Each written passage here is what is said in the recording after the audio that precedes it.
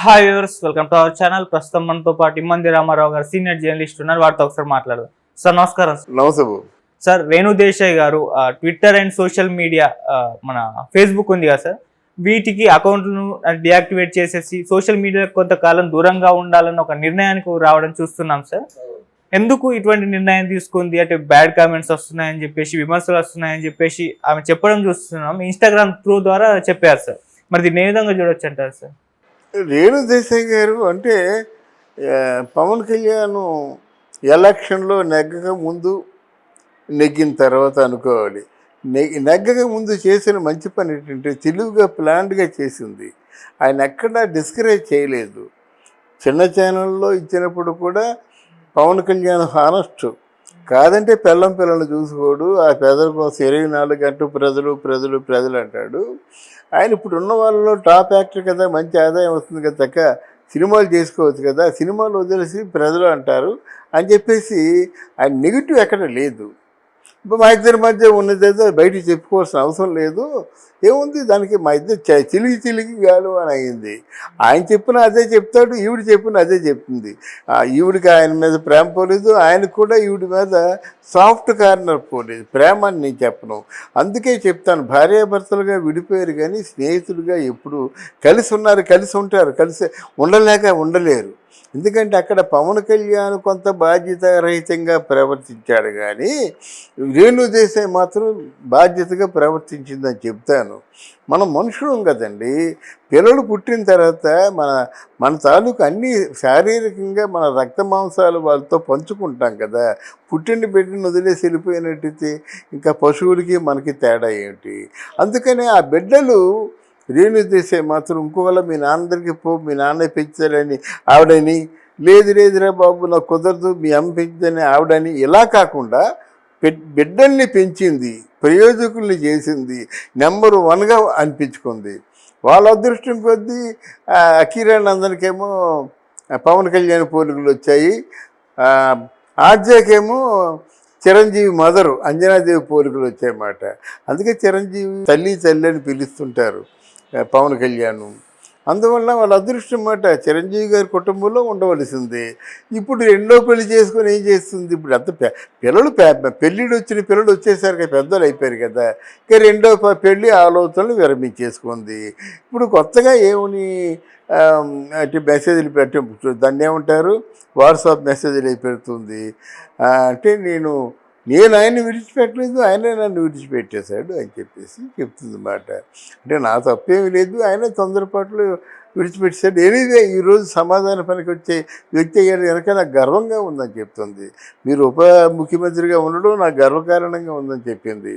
అలాగే మా తండ్రితో పిల్లలిద్దరూ ఉండడం కూడా చాలా ఉప్పొంగిపోయాను, నా జీవితంలో ఎప్పుడు అంత ఆనందంగా లేనని చెప్పింది. అలాగే అఖీరానందను ఆద్య ప్రధానమంత్రితో ఉండడం కూడా చాలా చెప్పింది. అయితే ఇక్కడ మీకు ఎందుకు మన అకౌంట్ అంటే బ్లాక్ చేయడమా డిలీట్ చేయడం అంటారు కదా, దూరంగా ఉన్న అంటారు కదా, ఎందుకు చేసిందంటే ఇక్కడ ఫ్యాన్స్ కొంతమంది ఆవిడ్ని చాలా అభిమానిస్తారు, కొంతమంది అభిమానించరు. వాళ్ళు ఏం చేస్తారంటే, అమ్మో చాలా మంచి పని ఇది, నువ్వే కానీ ఉన్నట్టయితే మా అన్న ఇలాగ ఉండేవాడు కదా, కొన్నాళ్ళు ఓపి పట్లయిపోయావా, ఈ అదృష్టం బాగుండేది కదా, పోనీ అఖీరానందన్ నేను అందించావు చాలు అని చెప్పి ఇలాగా కొన్ని దెప్పుడు మాటలు మాట్లాడతారు. అది బాగుంటుంది కదా. తల్లిగా నీకేం హక్కు ఉంటుంది? అఖీరానందన్ హీరో అయితే ఆవిడ గట్టిగా చెప్పింది, అఖీరానందన్ హీరో అయితే తల్లిగా తొలి హక్కు నాకే ఉంటుంది, వేరే ఎవరికి ఉంటుంది అని ప్రశ్నించింది. ఇలాగా ప్రశ్న సమాధానాలు వచ్చేసరికి ఆవిడ పూర్తిగా అకౌంట్ డిలీట్ చేసుకుంది. ఆ పూణే నుంచి వచ్చేస్తుంది. ఎందుకంటే తల్లిని చూడకుండా వాళ్ళు ఉండలేరు, బిడ్డను చూడకుండా ఈవిడ ఉండలేదు. ఇనిషియల్ ఆఫ్ పూణే ఇక్కడే ఉంటుంది. ఎలాగా సినిమా హీరో అయిపోతాడు ఆయన, ఈ మామూలు హీరో కాదు. తొలి సినిమాయే పెద్ద ప్యాన్ ఇండియా ఇంటర్నేషనల్ సినిమా తీస్తారు. ఇప్పుడు ఆ రెమ్యునరేషన్లు కూడా మామూలుగా ఉండవు. తొలి చిత్రానికే 10 కోట్లు ఇస్తారన్నమాట. ఎందుకంటే పవన్ కళ్యాణ్ కదా, అక్కడ 10 కోట్లు చాలా తక్కువ మాట. అక్కడ వాళ్ళకి ట్రైనింగ్ ఇచ్చి తర్ఫీదు ఇచ్చి మొత్తానికి హీరో చేసేస్తారు. ఆయన హీరోగా సినిమా పూర్తయితేసరికి మెల్లగా సినిమానేమో హిట్ చేస్తారు. తర్వాత క్యూలో ఉంటారు. ఈ 5 సంవత్సరాలు అదే పని. పవన్ కళ్యాణ్తో చిత్రాలు నిర్మించాలనుకున్న వాళ్ళందరూ కూడా నిర్మిస్తారు. కనుక కనిపెట్టుకొని ఉండాలి. వివాదాల్లోకి వెళ్ళకుండా ఎందుకు అనవసరంగా మాట అనడం ఎందుకు, 10 మాటలు తినడం ఎందుకు, వివాదరహితంగా హైదరాబాద్లోనే ఉంటూ తన బిడ్డల దగ్గరగా ఉంటూ సరైన డైరెక్షన్ ఇస్తూ ఉంటుంది. ఎప్పుడులాగే పవన్ కళ్యాణ్ భక్తురాలిగా ఉంటుంది. ఇద్దరు కలిసి ఉంటేనే 3 పిల్లలు అనుకోవాల్సిన అవసరం లేదు కదా. స్నేహితులాగా వస్తున్నాడు, భోజనం చేస్తున్నాడు, పిల్లలకి మంచి చెడ్డ చెప్తున్నాడు, బుద్ధులు చెప్తున్నాడు. ఇంకేంటి what else more you want? నువ్వు కోరుకున్నా కోరుకోకపోయినా నువ్వు పవన్ కళ్యాణ్ భార్య అని అందరూ అనుకుంటున్నారు కదా, అందరూ చెప్పుకుంటున్నారు కదా. అయిపోయి నువ్వు భార్యవే కదా. కాదంటే డైవర్స్ తీసుకున్నావు. డైవర్స్ తీసుకున్న వాళ్ళు ఎంతమంది కలిసి లేరు. అందువల్ల పెద్ద లీగల్గా తప్పేం కాదు. మంచి స్నేహితుల్లో మీరు కలిసి ఉంటారు. ఇందులో వేర్ ఈజ్ రాంగ్. స్త్రీ స్వేచ్ఛ ఉందండి. ఈరోజు కోరుకుంటుంది. అనాథ ఎవరు లేరు, తోడు ఎవరు లేరు, 2 బిడ్డలు ఉన్నారు. వాళ్ళు దారిలో తీసుకెళ్ళాలి కదా. కూతురు ఉంది, వాళ్ళు పెళ్లి చేయాలి కదా.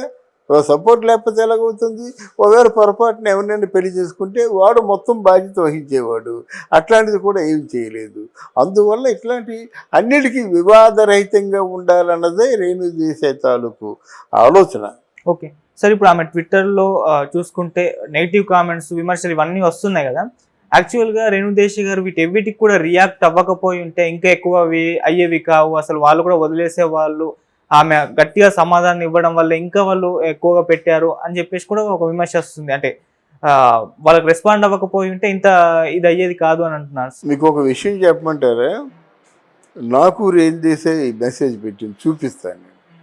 ఏంటంటే మీరు చాలా సీరియస్గా చెప్తున్నారు, అది బాధ అనిపిస్తుంది. ఒక కుటుంబం అనే విషయం మీరు గుర్తించండి. ఒక కుటుంబంలో మీదే కుటుంబం అనుకోండి, పెద్దవారు ఇలాంటి మాటలు మాట్లాడితే ఆ కుటుంబంలో ఎవరైనా ఏమైనా అనుకుంటారా, బాధపడరా అని చెప్పేసి ఇటువంటి అంటే ఇలా చెప్పడం కానీ పునరావృతం అయినట్టయితే నేను యూ విల్ బి ప్రాసిక్యూటెడ్ అని రాసింది. చూశాను. ఇదేంటే నేను రేణు దేశాయ్ని వ్యక్తిగతంగా అభిమానిస్తాను. వీళ్ళు ఏం చేస్తారంటే ఎవరెవరు నెగిటివ్ కామెంట్స్ చేసే జర్నలిస్టులు అంటే అక్కడ ఎవరో ఉంటారు పిఆర్ వాళ్ళు ముందు నా పేరు గుర్తుకొస్తుంది. ఇప్పుడు నాకు ఎన్ని కేసులు, మోహన్ బాబు పిలిచి ఏవరా నిన్ను కొట్టాలంటే నాకు మనసు ఒప్పదు, తిట్టాలంటే మనసు ఒప్పదు, ఇద్దరం గురువు గారి దగ్గర పనిచేసాము. ఈ వీడియో మోహన్ బాబు గారు విన్నా నవ్వుకుంటారు ఇలాగా. అలాగే నరేష్, ఆయన గురించి మనం ఏం చెప్పుకోలేదు. నరేష్ ఇలా కొంతమంది ఏంటంటే గట్టిగా చెప్పేవాళ్ళు ఎవరంటే అక్కడ ఉన్న పిఆర్ఓ కొంతమంది పేర్లు లిస్ట్ ఇస్తారన్నమాట. ఆ పేర్లు పెట్టి మెసేజ్ పెట్టింది. అప్పుడు నేను పెద్ద మెసేజ్ పెట్టాను, అమ్మ వ్యక్తిగతంగా నువ్వంటే నాకు గౌరవం. ఎందుచేత అంటే ఇందుచేత కనుక నేను కాదు రాంగ్ నెంబర్, ఇంకెవరినైనా చూడండి, లేకపోతే నేను ఎప్పుడైనా మీ గురించి చెప్పిన వీడియోలు ఒకసారి రెఫర్ చేసుకున్న తర్వాత మీరు నాకు ఫోన్ చేయండి అని మెసేజ్ పెట్టాను. మళ్ళీ మెసేజ్ ఏమి లేదు. అలా మాట. ఎందుకంటే ప్రతి ఒక్కరు చేస్తారు. అక్కడ ఉన్న ఆవిడకి అందుబాటులో ఉన్న పిఆర్ఓ ఏదో చెప్తాడు, అది ఫాలో అవుతుంది అంతే.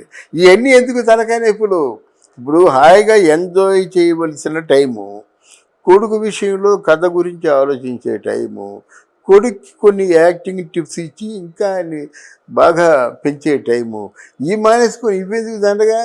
పవన్ కళ్యాణ్ వెళ్ళిపోతాడు, సాగిపోతాడు, 5 శాఖలు తీసుకున్నాడు, బిజీగా ఉంటాడు, ఖాళీగా ఉంటే వస్తాడు, పిల్లలతో మాట్లాడతాడు, ఆ రోజు భోజనం చేస్తాడు, వెళ్తాడు. ఇంకే లోపం ఇంకేముంది? ఏ లోపం గురించి మనం ఆలోచించాలి? వాస్తవాలు మనం మాట్లాడుకుందాం. భార్య భర్తలుగా కాకపోతే స్నేహితుల్లో మాట్లాడతారు. వాళ్ళకి మన స్నేహితులు అని పేరే పెట్టాం కనుక వాళ్ళు అన్నీ మాట్లాడుకుంటారు కదా. అలాగే భోజనం లేకంటే ఉండదు కదా. ఆయనకి ఇష్టమైన భోజనం అంతా వండి పెడుతుంది. పిల్లలు పవన్ కళ్యాణ్ కూతురు భోజనం చేస్తారు. ఇంకా లోపం ఏముంది? లెట్ దెమ్ ఎంజాయ్ అంటాను నేను. Okay, thank you so much. Thank you అమ్మ.